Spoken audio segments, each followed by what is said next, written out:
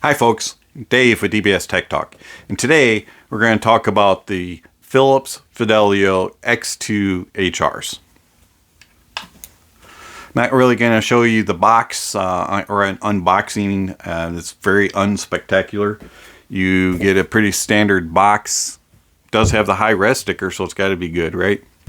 And some specs on there. These are 30 ohm, 100 dB sensitivity, 50 millimeter drivers, and some other information, but there's nothing. I mean, you just open up the inside box and there are your headphones just waiting to be picked up.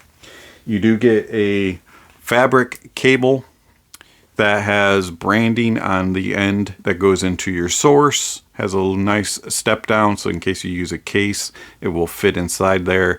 Has decent strain relief. It's a fabric build. It's 10 foot long, and then it goes to a unbranded end that plugs into your headphone. Very straightforward cable. Wish it was a little shorter, but it's not bad.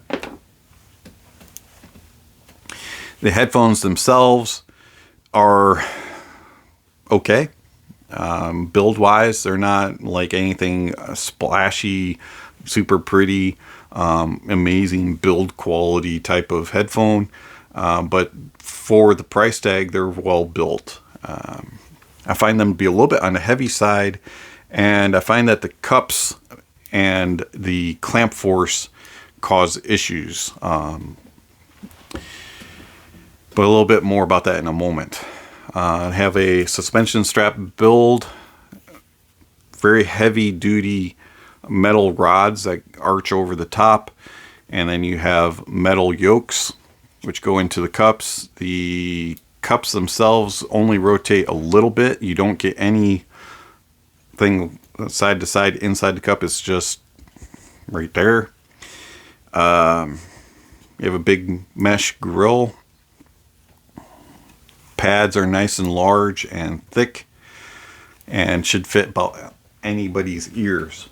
Where I have a problem is when you put them on, the suspension strap does a really good job up top, eliminating any stress on top of the head. I do not have any issues with hot spots or anything of the sort. Because of these metal rods, they're really hard to bend and to get the right fit for me, and I get a lot of pressure right here, and I have a gap above my ears. If I take my glasses off, I still have a gap right there. They just do not fit my ears properly. I have tried to move them around and to get a good proper seal, but they won't conform to my head. They are kind of stuck in this shape, and I cannot get them to fit properly on my ears, and I constantly have pressure right here, causing fatigue. That then goes into causing other problems, and that is with the sound.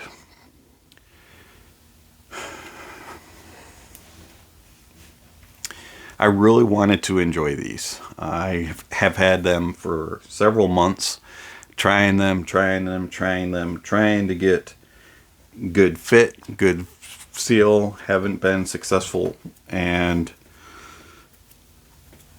I've tried numerous sources with them.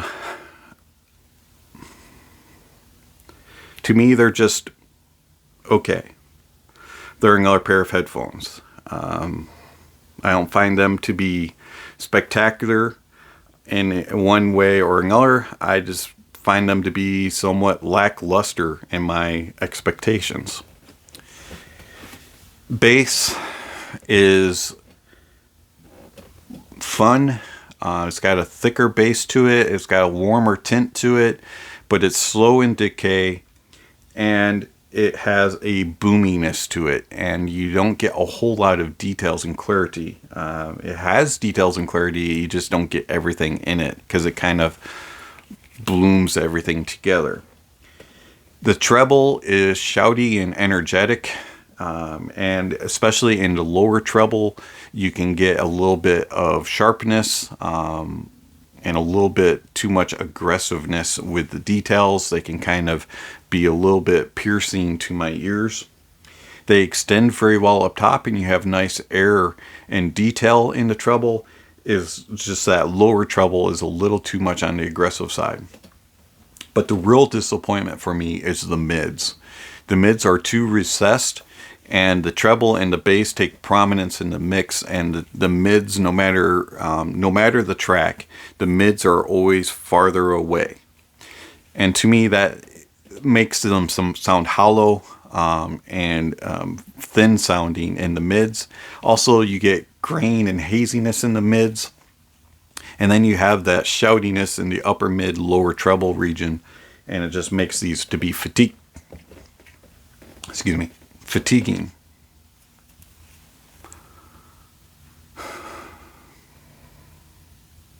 Soundstage is awesome. Very wide, has good placement, and is pretty close to being precise on pinpoint on details. You can tell exactly where everything is, and it also has very good depth, width, and layering. These are very good for gaming. I can recommend them for gaming, and if you like a little bit more of a boom and a thump in your games, these are the headphones for you. They do at times overpower a little bit of the details and the preciseness with all the excitement of the bass that you can get in gaming. But for the most part, these are a fun, immersive headphone for gaming.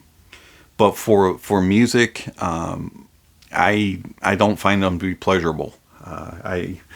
Those mids are just too far recessed, and the bass just doesn't have enough details and clarity for me, and that treble is a little too sharp and a little too aggressive and a little too energetic for my pleasure. I really wanted to enjoy the Fidelio X2HRs from Philips, but these have been a disappointment, and I can't recommend them. I believe that there is better out there for similar price tags or cheaper, and go with a Sivga. The Sivga 005s would be a better option if you want a smoother, cleaner musical enjoyment. This has been Dave with DBS Tech Talk. Thank you for watching, and I'll catch you on the next video. Speaking of next videos, somewhere on the screen is a subscription link and a notification bell. If you haven't already, please check those off. That way you'll know when the next video is uploaded. Also, see the links down below for an affiliate link, and if you would like to support the channel in some way or you have questions for me. Thanks, and have yourself a great day.